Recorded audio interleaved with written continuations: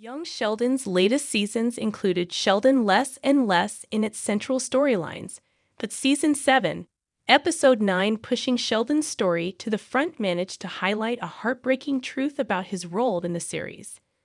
Created to offer insight into the childhood that morphed Sheldon Cooper into the socially inept genius he was in The Big Bang Theory, young Sheldon's way of telling Sheldon and the Cooper's stories changed through the years.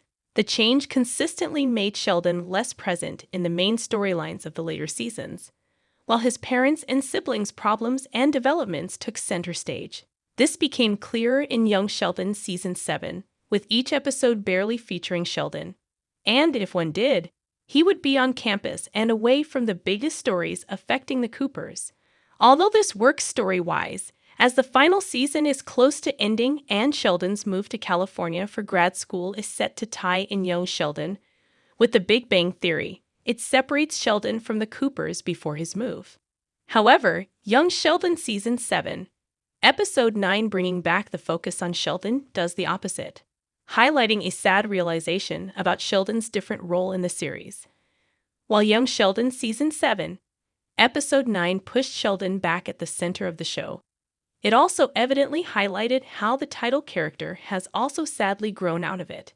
Getting published in the International Physics Review was such a big deal that Ivy Leagues from all over the country started courting Sheldon and the Coopers to get him to choose them, and a great source of pride for Sheldon, as his genius was finally recognized by one of the top scientific periodicals. However, Sheldon's family seemed more thrilled by Missy's A than his notably bigger achievement. Mary, George, and Connie's reaction to Sheldon's achievement contributes to Sheldon's new mocking role in Young Sheldon, as the Coopers couldn't fully grasp the greatness of Sheldon's accomplishment, thus not being as enthusiastic about his news at first. While the Ivy League college's interests changed their perspective, it was still about Sheldon getting the best deal rather than fully getting what his publication truly meant.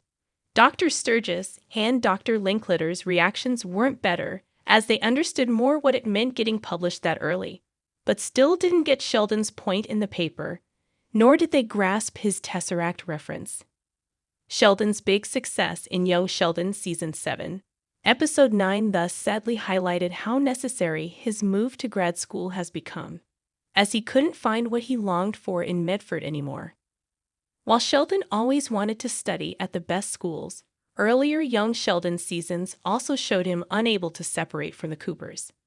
Now, not only is Sheldon often away from them, but his successes aren't fully understood by the Coopers, and his scientific mentors don't get his side that appreciates comics, essentially making Sheldon fish out of water both in Medford and at East Texas Tech. While Young Sheldon always aimed to be focused on the young genius, the Cooper's storylines became more interesting than his over the years. Young Sheldon's change in focus weirdly mirrored The Big Bang Theory's. The parent series was originally about the entire Friends group, before focusing on Sheldon's developments and achievements more, with Young Sheldon's premise being fulfilled, ending it so that Georgie and Mandy's Young Sheldon spinoff can better continue the characters' stories proves the right choice. This way, they wouldn't have to justify or mock Sheldon's absence, focusing on the stories that made Young Sheldon's latest seasons great.